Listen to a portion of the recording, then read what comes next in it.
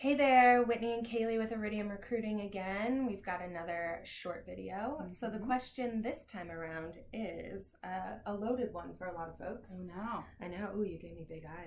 Yeah. And the question is, should I put the reason for leaving on my resume under each position I've held? On the resume. On the resume. Ooh, yeah, that's a sticky one. I believe that you should not. In a couple different scenarios, it makes sense a little bit, but I feel that most of the transitions need to be conversations with your future employer, the hiring managers. Those are going to be the best ways to do it. It's really hard to capture that transition out of the role on a resume. So simply saying, part of layoff. I don't know if that's something I would advertise on your resume itself. I think it's something that you can dialogue when you're in the interview stage and have some coaching maybe on how to get that done. We do quite a bit in our private coaching on how to articulate transitions and in between jobs and gaps. What about you? So it's interesting because I agree for the most part. The one thing I would say is, it's a tough industry, and nobody, job hopping is something that, goes across all industries, right?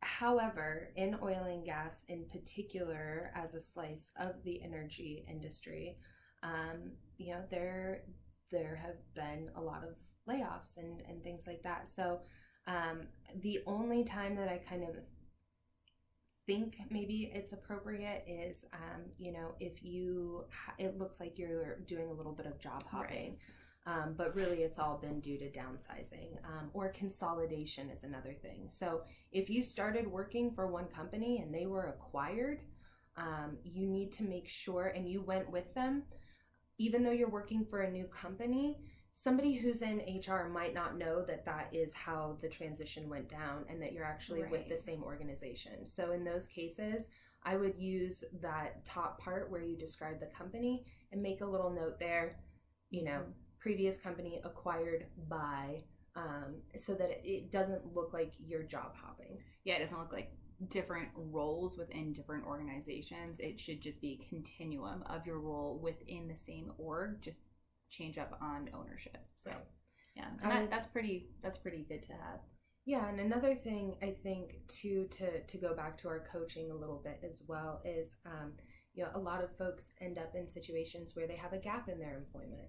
Pretty common. Whether that is a personal thing or for whatever reason, whether it's childcare, elder care, any number of things.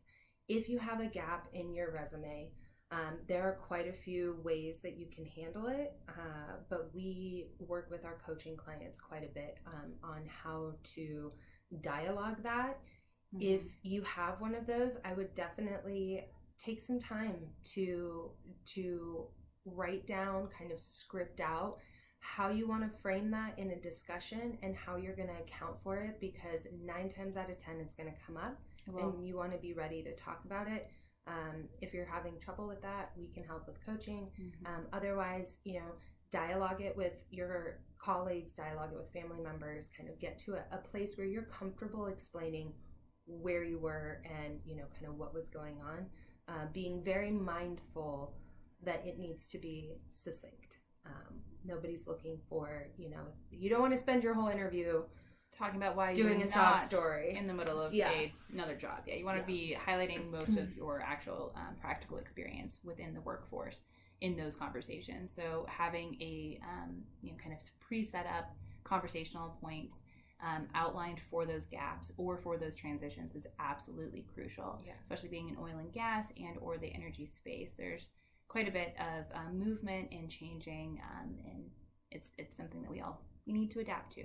Yep. So know your story, be prepared.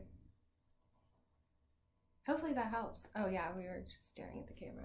Hopefully that helps. We'll see you next time.